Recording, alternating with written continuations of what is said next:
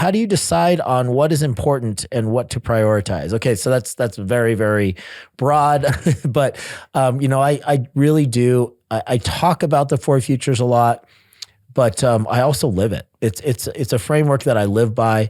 If you're not familiar, the four futures is like an X, and it is four M's. It's mind, meaning, muscle, and money.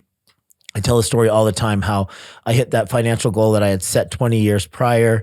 And when I assessed all of those different areas of my life, they weren't called the four futures at the time, but I was looking at all the different areas of my life, and I was miserable in so many different areas of my life.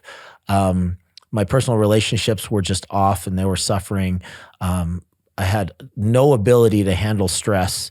My negative self-talk was off the charts.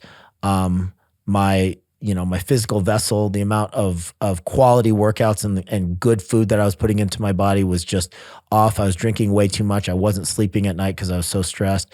But that financial quadrant was really strong, right? So back then, because I was a naive kind of young business owner, and when I set this financial goal in the first place, I was a naive teenager. I didn't have plans to account for all those other aspects of my life. So I do check-ins every single day. I'm doing kind of a gratitude exercise every single day with my morning kind of like less than 10-minute guided meditation. So that's part of my morning routine. And then I go through on my Four Futures journal, just kind of where I am with my mindfulness. Like, what are some of the recurring themes and some of the things that are spinning through my head. That's why I try to keep the content, particularly in the morning, as positive as possible. I find that like if I turn on Fox News or CNN or any of the political pundits, it goes straight to negativity, and that gets in my head. And it kind of colors my attitude for the rest of the day. So I try to keep everything as positive as I can in the morning. So I'm thinking about mindfulness. Like, what are some of the repeating themes that are going through my head?